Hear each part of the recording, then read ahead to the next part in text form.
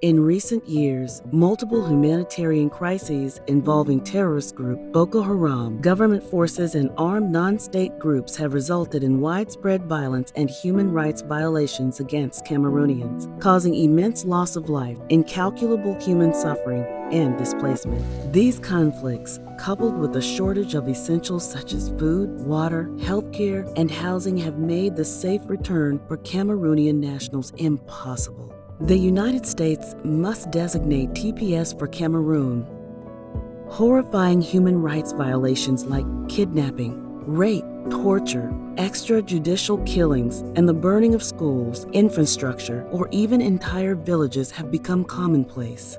An ongoing armed conflict perpetrated by Boko Haram in the far north has killed 3,000 Cameroonian nationals, and in the Anglophone regions alone, violence perpetrated by government forces and armed non-state groups has displaced more than 570,000 and taken at least 4,000 civilian lives. Conflict throughout the country has impacted more than 700,000 children. These dangerous and deadly conditions make safe return to Cameroon impossible. Yet the Biden administration continues to deport Cameroonian community members back to incredible danger, risk of violence, and death. It's reported that after deportation to Cameroon, Cameroonians are flagged by government forces as separatists and their identification documents are confiscated, restricting their freedom of movement and putting them in even more danger. We need TPS now to protect these Cameroonians from deportation and further harm. Since these crises began in 2016, Cameroonians in the U.S. have been subjected to violence, fear, and uncertainty. The United States should be providing asylum,